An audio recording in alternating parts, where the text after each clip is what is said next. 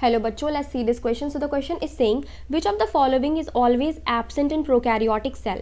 तो हमें बताना है कौन से हैं प्रोकैरियोटिक सेल में नहीं पाए जाते. ठीक है, तो प्रोकैरियोटिक सेल जो होती है बेटा वो प्रिमिटिव सेल है. ठीक है, बैक्टीरियल सेल जो है उसका एग्जाम्पल है मोनोरा जिसका किंगडम है, तो bacteria, archaebacteria, cyanobacteria are the examples. Now let's see prokaryotic cell में बेसिकली मेम्ब्रेन बाउंड ऑर्गेनल नहीं पाए जाते हैं. तो हम लोग देख लेते हैं. ए कह रहा है राइबोसोम, तो बेटा राइबोसोम जो है वो क्या हो जाएगा, रॉन्ग हो जाएगा, because ribosome is present in prokaryotic cell. 70s ribosome पाए जाते हैं. बी इज सेइंग माइटोकॉन्ड्रिया, तो yes mitochondria is the right answer because prokaryotic cell lack membrane bound organelle और अदर ऑर्गेनल. सेल ऑर्गेनल जो होते हैं इनमें पाए नहीं जाते, तो माइटोकॉन्ड्रिया एब्सेंट होता है. माइटोकॉन्ड्रिया का फंक्शन जो है प्रोकैरियोटिक सेल में मीजोसोम करवाती है. ठीक है. सी इज सेइंग डीएनए, तो भाई डीएनए प्रेजेंट होता है. डीएनए जो है वो न्यूक्लियोइड में पाया जाता है. न्यूक्लियोइड बेसिकली इनके पास न्यूक्लियस लाइक स्ट्रक्चर एब्सेंट होता है, तो डीएनए जो होता है वो पॉलीमाइंस प्रोटीन के साथ जो है इकट्ठा करा हुआ पाया जा रहा होता है सेल के सेंटर में या साइड में, तो उस पर्टिकुलर प्लेस को हम लोग क्या बोलते हैं, न्यूक्लियोइड बोलते हैं.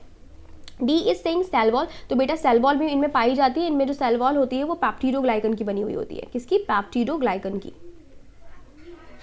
सो B is the right answer. I hope आपको समझ में आया होगा. Best of luck.